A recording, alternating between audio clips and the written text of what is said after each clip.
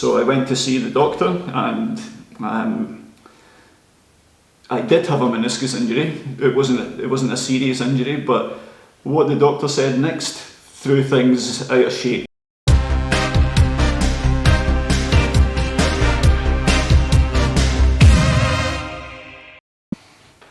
Welcome back to the channel for what I hope will be the first episode in a successful return to competition.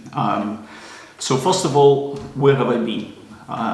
Incredibly, it's almost 7 years since the last time I took to the start line of a trail race.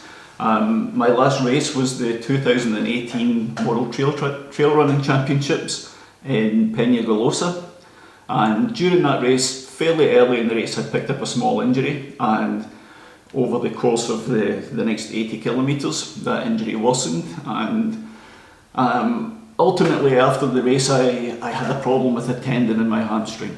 I had some damage there which it took the best part of 2 years to fully resolve. I could still run during that period, but not to a level whereby I was competitive, and certainly I wasn't able to do the kind of intensity that I would require to run at the level I wanted to. So when I did eventually get fit again, the pandemic struck and the world changed for the next couple of years, so there was no racing for anybody during that period.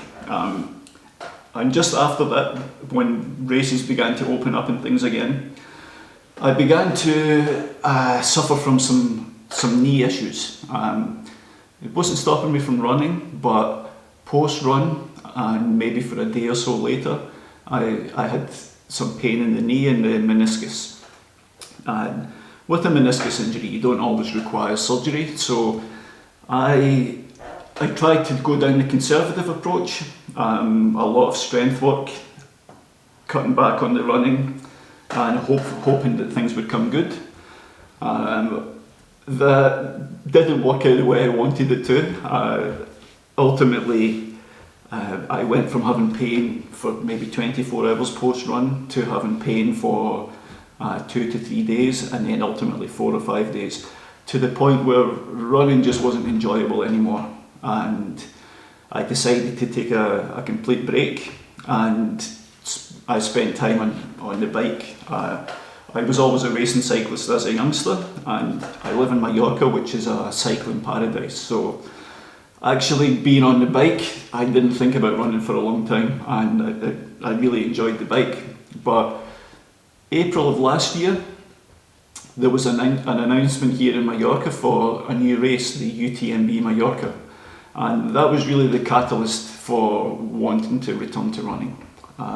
So after not running a step basically for almost a year, I tried a small run, and very quickly, within a couple of hours after the run, I had the same issue in the knee again, and I decided, okay, it's time to go and get this seen to. So I did some research, found a good doctor, got an appointment with him, and he agreed I had a meniscus problem, sent me for an MRI to assess the extent of the damage and what kind of surgery it was going to take. So I had the MRI done very quickly. Within a week I had the results. So I went to see the doctor, and I did have a meniscus injury. It wasn't a serious injury, but what the doctor said next threw things out of shape. We were speaking Spanish at the time, and I actually thought I had misunderstood him, and I had to ask him to repeat himself.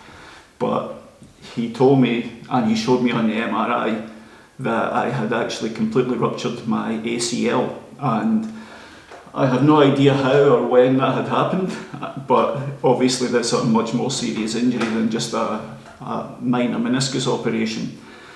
So we had a discussion about the different options. Obviously I'd managed this long without having an ACL, but probably not having that ACL is what caused the meniscus injury, because I just didn't have that knee stability. And when he assessed my leg, the way I moved and the strength of the leg, he was of the opinion that surgery was the best option.